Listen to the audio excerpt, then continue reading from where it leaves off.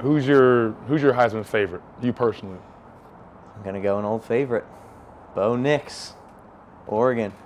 I'm going McDaniels. McDaniels. He's going to LSU. I say Bo just because, like I said, you have to put together a full season, and Oregon's offense is absurd.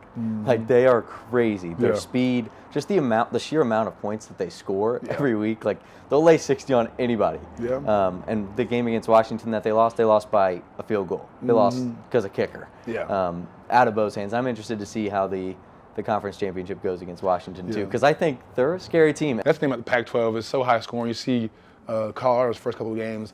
Their first game, they beat TCU like 45-42. Like, those games are not happening in the SEC. A lot of SEC scores are 30s and 20s because it's all about defense.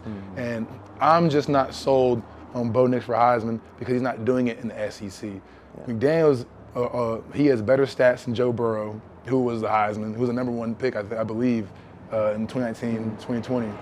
And he has more rushing yards, and he has more touchdowns, less turnovers. He's a more put-together player.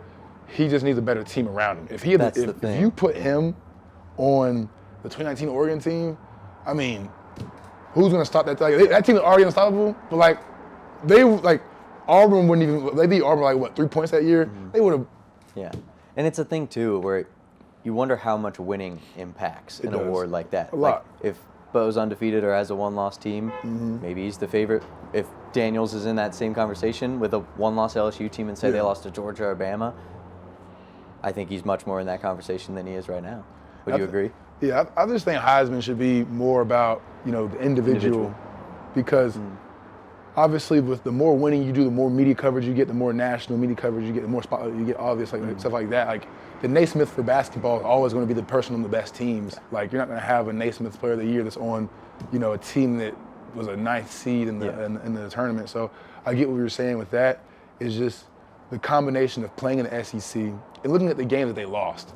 They weren't losing, by 20, 10 points. They're losing by one single close drive. Games. Against good SEC teams that could go beat anybody. I think all his losses are on the road, and they lost to FSU, who's undefeated. Right. So they have really good losses, and I just believe LSU should be.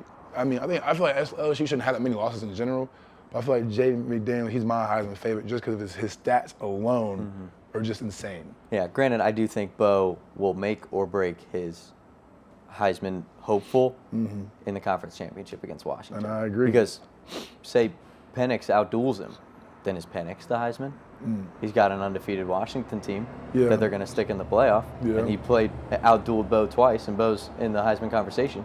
So is that an argument that you bring up too? Because his improvement from Indiana, he was respectfully not that good at Indiana. Granted, it's Indiana; it's in the middle of the Big Ten. Indiana, So, to see his development, do you award that? Yeah, I believe if you are the starting quarterback on an undefeated team, you should be in the race for Heisman.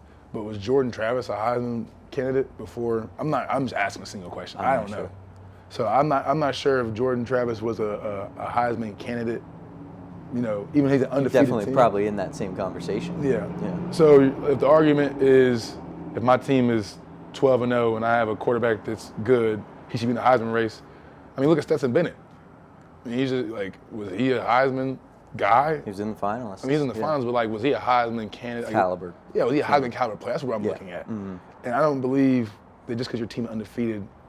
I'm not saying Michael Penix is great. Yes, I know what you mean. I just think that I just think McDaniels wins in general because my same argument is it's the Pac-12. It's not the SEC. Right.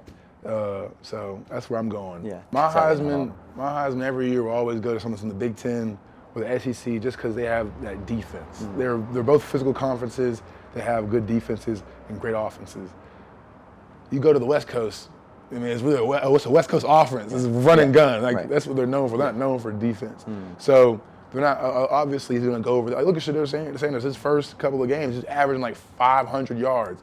When's the last time you seen a quarterback in the SEC throw up 500 yards? You know what I mean? What's he standing on though? He's standing on business. But that business is 4-8. So business is not booming right now. Business is not booming. He's standing on turf. I don't know that he's standing on business right now. It's just when you look at Heisman, it's probably the most difficult year of college football.